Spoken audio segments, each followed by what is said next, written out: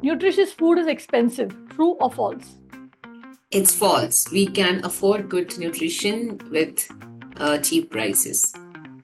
Okay, that's good news. Five foods that I must be consuming to live healthier longer.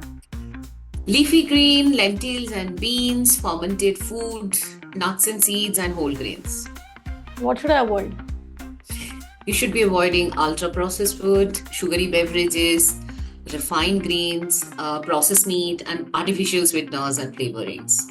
And finally, the big question, can the Indian diet help me live healthier longer? It can, it certainly can, particularly when you are choosing a wholesome diet. Eat right. Now, those are two words we hear very often. We are asked to eat right to live longer, to lose weight, to become healthy, and to avoid disease. But what does eat right even mean? How do we eat right? Can we eat right on an Indian diet and get all the nutrients we need? Can we eat right if we are vegetarian and get our daily protein requirement? And most importantly, can we eat right on a budget? These are the questions that we are asking on the Longevity Shot today. Hello and welcome. I am Kavita Krishnan, and you are listening to the podcast that helps you prepare for the 100-year life in India. Now, joining me today on the podcast to answer the very complex question of eating right is Dr. Subashree Ray.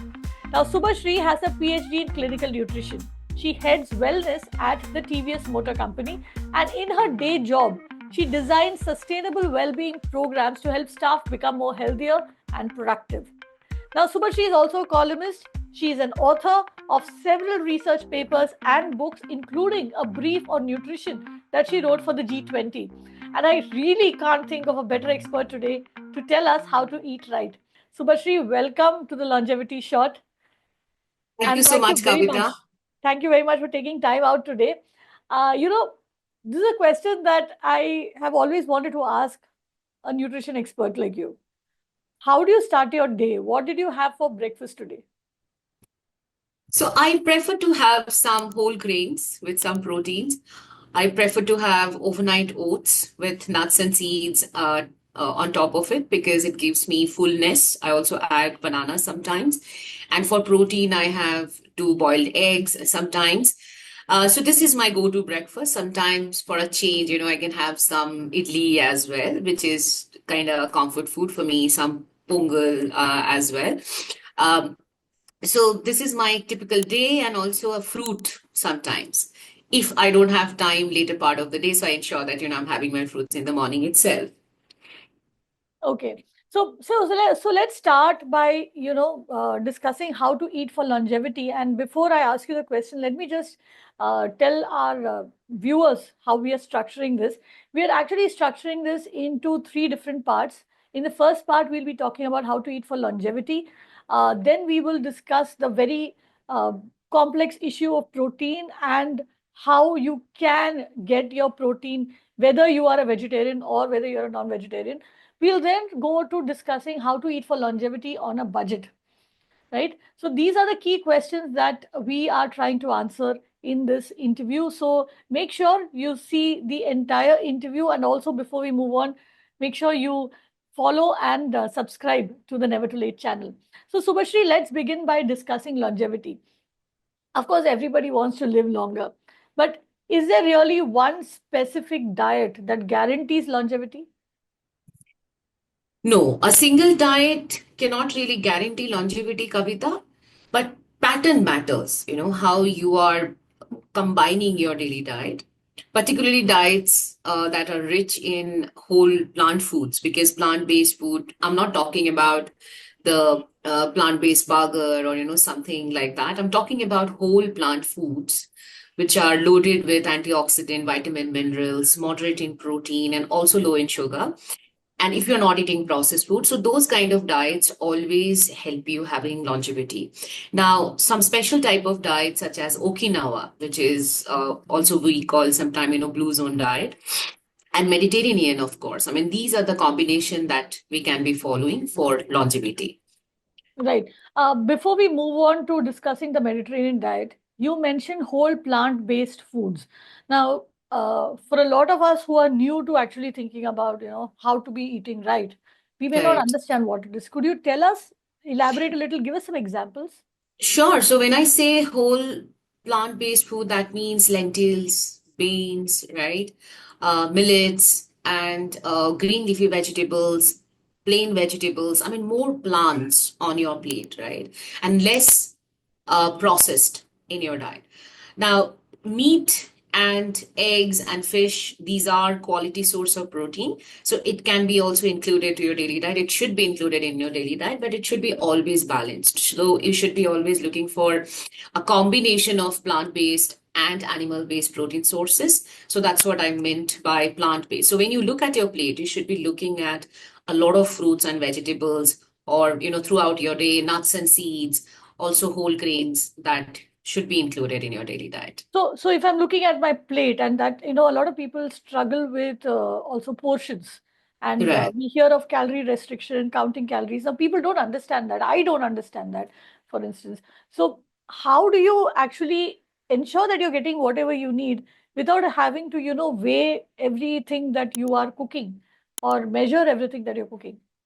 It's practically impossible, Kavita, to measure everything and eat for a normal person because we have daily jobs. We have to ensure that be there on time.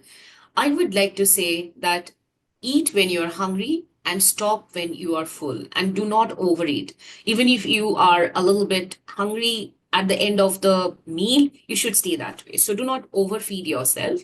And when it comes to portion, it should be a eat well plate, like which we usually use. So on a plate, or like the plate, if you're looking at, the half of it should be filled with raw and cooked green vegetable, which is very unlikely in India, of course. I mean, we are very cereal heavy diet. We follow a very cereal heavy diet. But now that we are talking about it, I would invite everybody to follow this. So half of your plate should be filled with raw and cooked green vegetable, and then one third of your plate should be protein, that is quality protein from the plant and the animal sources, and then half of it should be with your whole grains. That can be whole wheat pasta, can be brown rice, can be quinoa, or sometimes millets. So all these. So this is the way. If you're doing that, then you are good to go. Along with that entire day, you need to ensure that you're having some curd or buttermilk, for the probiotics, and also fruits. So usually we tend to forget eating fruits.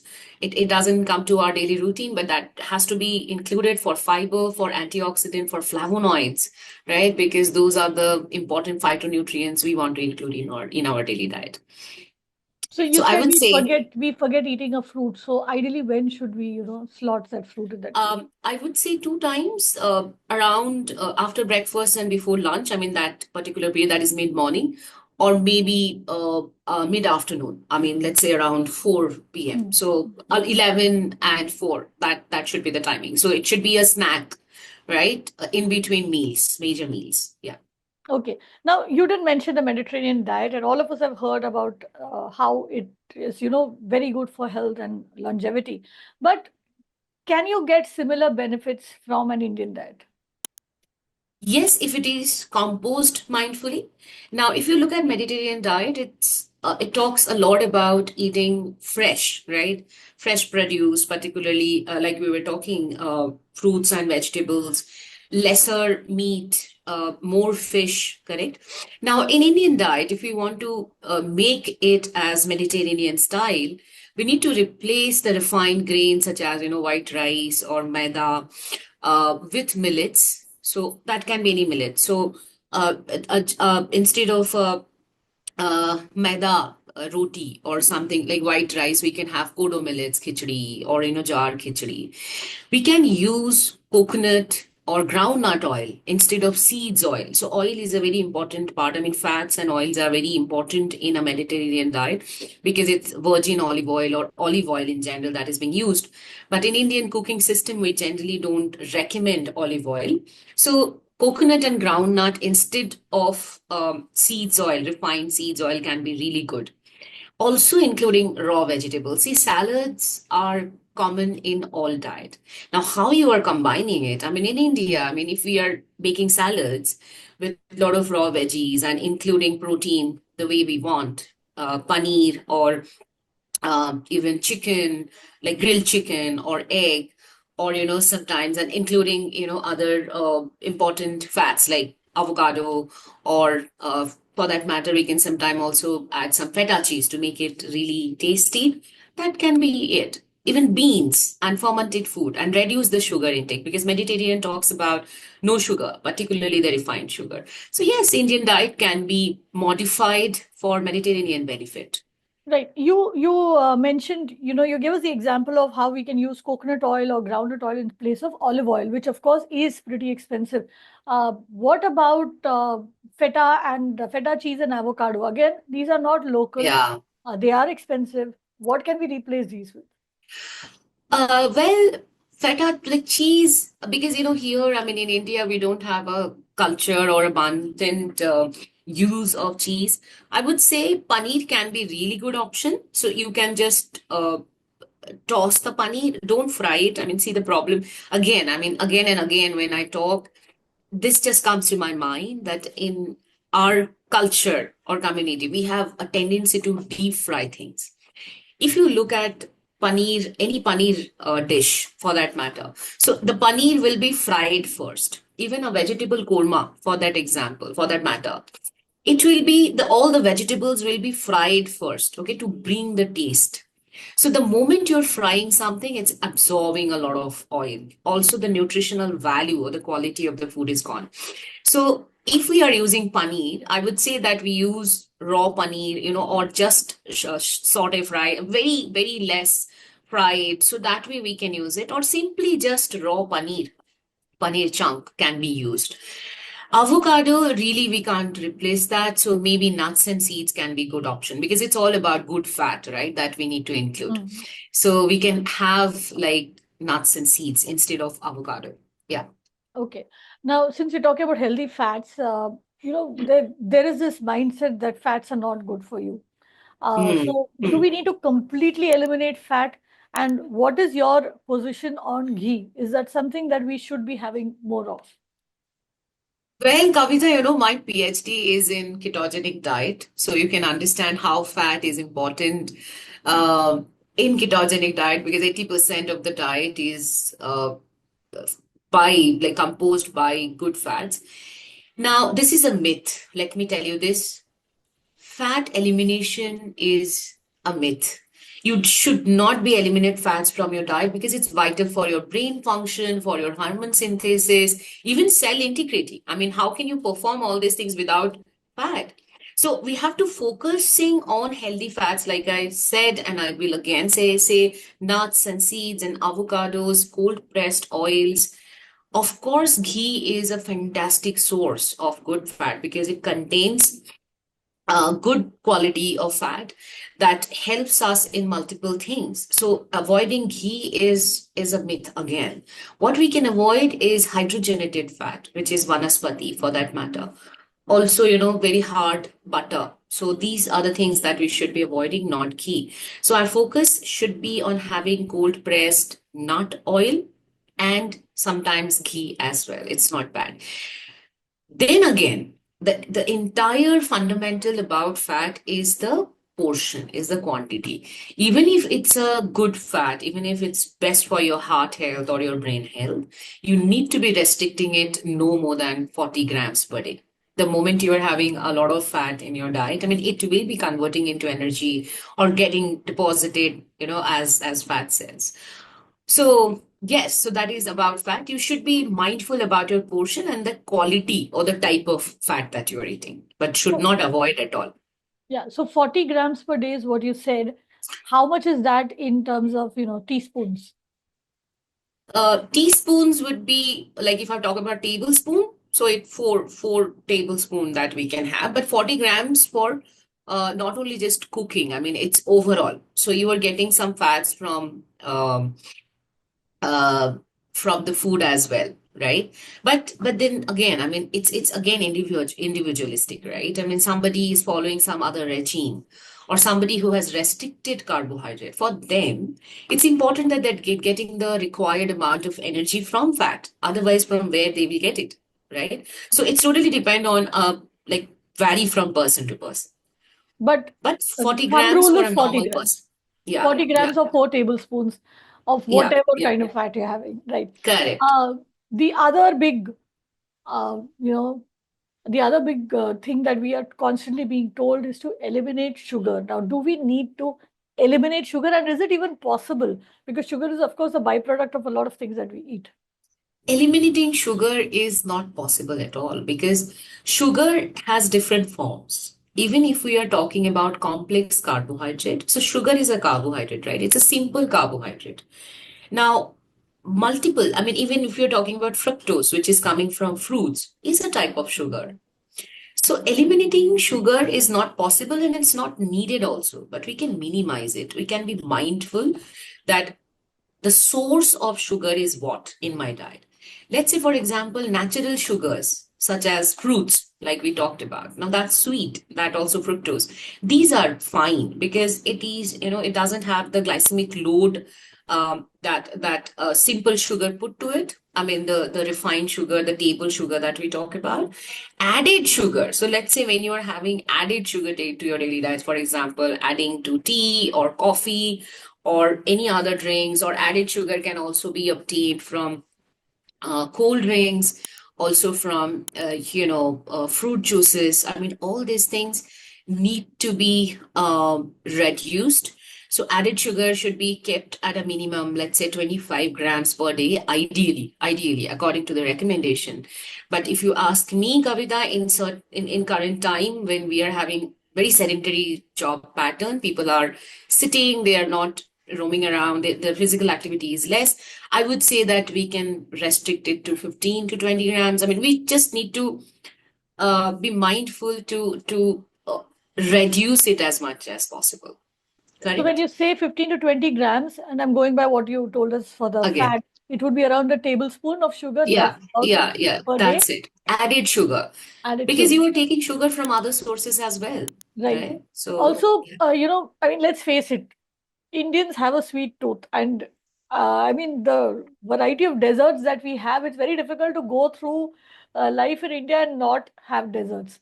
So, when you do indulge, and this is, of course, if you are allowed to indulge that, and when you do indulge, how do you then can you compensate? I really don't, recommend compensating a bad diet or a bad food. I would say that we can indulge mindfully sometimes. We should be mindful about what we are eating, how often we are having it. Occasionally, it's totally fine. I mean, if you crave for an ice cream or crave for dessert, I mean, you can have it, but you can't have it every day. Also, it matters what are the rest of your diet.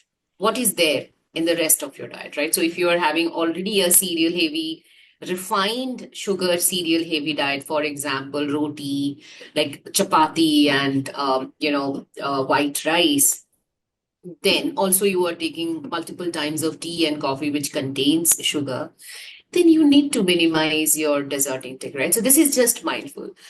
And of course you can rely on custard. Sometimes you can have something which is less sweeter in nature. You can have fruit salad with yogurt. So these things, I mean, you can just have oats kheer sometimes with jaggery, with little bit. So how much sugar you want to put? What is your sweet tooth? That can be controlled. Somebody likes very sweet. From there, they have to gradually come down. They have to gradually bring that taste down. Train the brain because it's all about training your nervous system. You know that you love it. You love that gulab jamun. You have to reach out to it. So we have to train it, right? I mean, train our brain that just this is pure addiction because sugar does that to you. Right. And of course, all this comes with a caveat. If you are a diabetic or if you have been asked to avoid sugar in your diet for any medical reason whatsoever, then the last question that Subhashi just answered doesn't apply to you. You will have to follow what your doctor tells you. And Subhashi, moving on, ultra processed foods. Now, we all know Correct. that it's bad for us. The big question that I want to ask you is how do you identify that a food is ultra processed? So ultra processed food would be the foods which are very high in sugar and fat. Anything that is very fast in nature, or something which is I would say that the traditional food that we get, like burger or pizza, which are having a lot of sugar and fat, where Also sometimes, some chips and bakery product, because they also contain shortenings, right, to bake the food. So also processed means that there will be additives, there will be colorants, there will be preservatives, there will be artificial flavors that will be added. And also food that are shelf stable, I mean, which doesn't get stale, right? So look at the Maggie, uh, not Maggie for that matter, all the noodles that you're keeping in the shelf. I mean, they do not perish. So think about it, that how come these foods are not getting rotten? Because anything that is normal, that is natural, it will be rotten, it will be stale after a point of time. So foods that are having colorants, preservative, artificial flavors, lot of sugar, lot of fat, very, very high shelf life with flashy packaging and heavy marketing are your ultra processed food, because you know what sell in market, right? So these are the, I can say certain criteria to identify ultra processed foods. And also, most of these would come in a packet. I mean, you have to cut open a Yes, packet to get to the food, exactly. and you don't need to cook it. Yeah. Great. That's a very good hack to identify what is ultra processed food, especially when you go shopping the next time. But let's also talk about from a nutritionist perspective. Mhm. What are some non-negotiables? Now you've already told us what we should avoid. Tell us what are the non-negotiables on your plate that you have on a daily basis to live healthier for longer. The non-negotiables are green and color food vegetables. Number one, you have to eat a lot of raw vegetables and fruits, whole grains, not refined. I'm reiterating because see, these are the powerhouse of multiple vitamins and minerals that you can have. You asked me a question, Kavita, right? That how do you ensure that you are eating healthy? How can we even think about not just portion, not just calories, but how do you ensure that you are eating enough vitamins and minerals, vitamin A, E, C, B complex? How do you ensure that? This is how you ensure it. So there will be ample of fruits and vegetables, whole grains, legumes, because those are your sources for B vitamins, to be honest, to be particular, nuts and seeds for your good fat, adequate hydration. So we often forget to drink water, and in recent time, because all our work setup, home setup is AC, and so we don't feel thirsty, right? So there is lack of hydration, and there are multiple complications when you don't have enough water.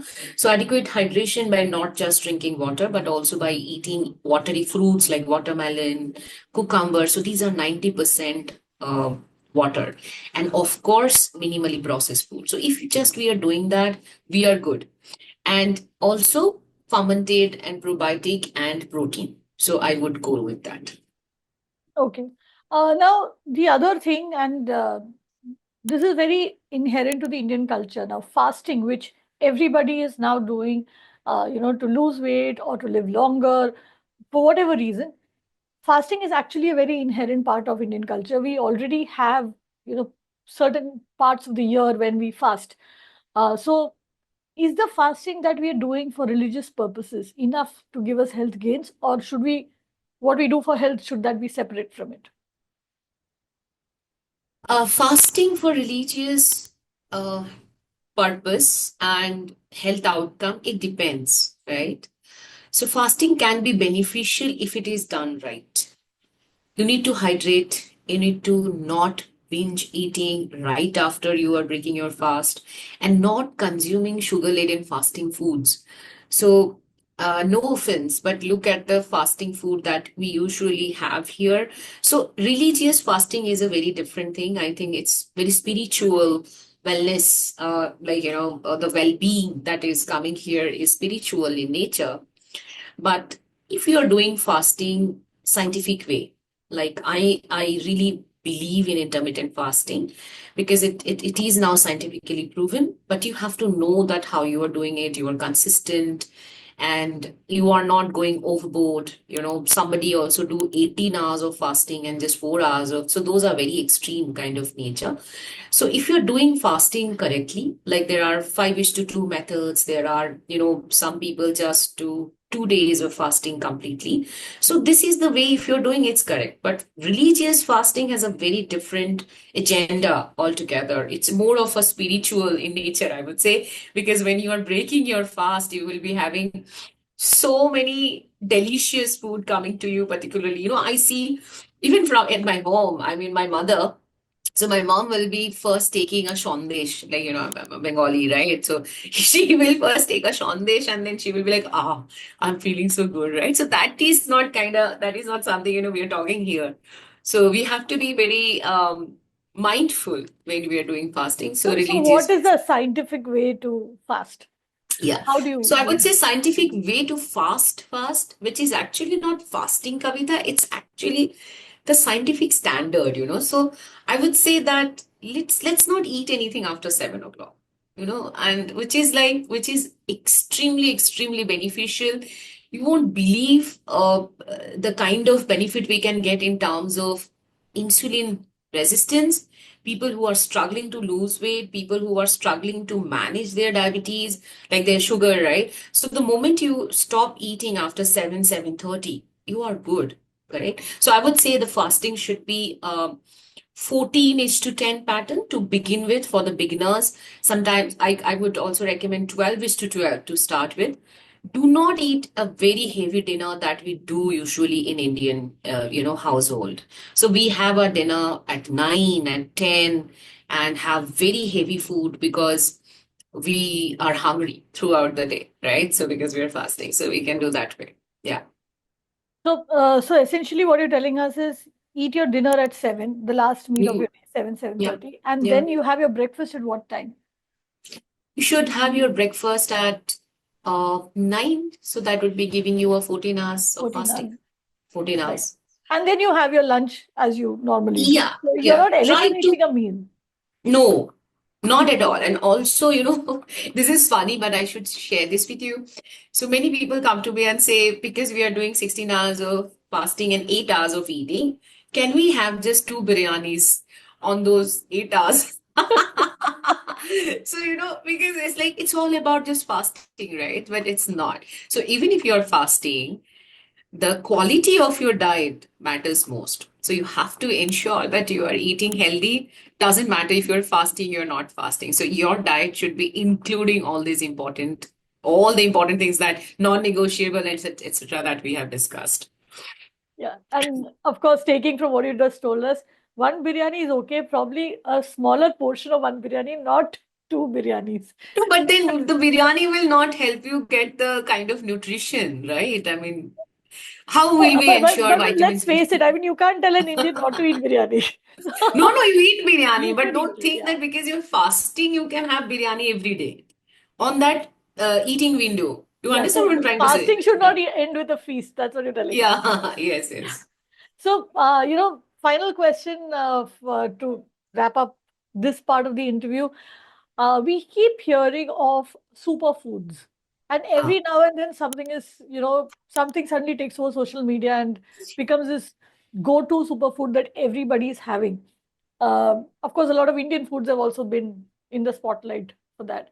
But Frank, very honestly speaking, would you recommend that people look at these trends? What superfoods should they be eating if they want to live healthier longer? I personally do not believe in the concept of superfood. See, we call superfood because it contains certain nutrients which are superior in nature, right, than other foods. So that way we can call it superfood. So it doesn't have a huge kind of health benefits if you are not combining it with complete diet, right? So it's always about the comprehensiveness, the wholesomeness. But there are certain foods which are so much enriched in multiple nutrients that you can actually include to your daily diet for longevity. I mean, it will support your overall goal. It will not just make you live longer if you are eating processed food one hand and superfoods on the other hand, right? So that balance is the key. So amla, which is Indian gooseberry, can be a fantastic food when it comes to superfoods. So it's very rich in vitamin C. Turmeric, anti-inflammatory and antioxidant, so turmeric can be really good.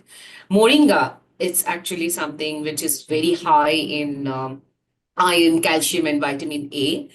And flax seeds, chia seeds, all these seeds that we have, which are like really rich in omega-3 and fiber. And sprouted pulses can be something which is good because it contains protein and also digestive enzymes. Last but not the least, eggs. So eggs are the superfood available in this earth because it contains all the vitamins and minerals that's possible. And also it's very complete in nature when it comes to protein.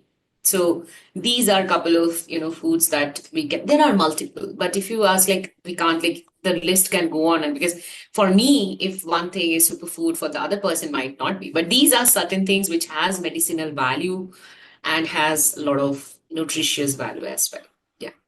Right. And I think that's a great place to, sort of end part one of this interview on. Of course, we told you we will be talking more about protein, how to get protein in your diet if you're vegetarian, if you're eating an Indian diet, if you're non-vegetarian. We will also, and very important, this is very important, we'll also be talking about how to eat for longevity and how to eat for health if you are on a budget. Like Subashree told us earlier in the interview, it is possible to eat healthy and also not spend too much. So that is a question that we'll be asking Subashree in the next part of this interview. Make sure you don't miss that. Thank you for watching.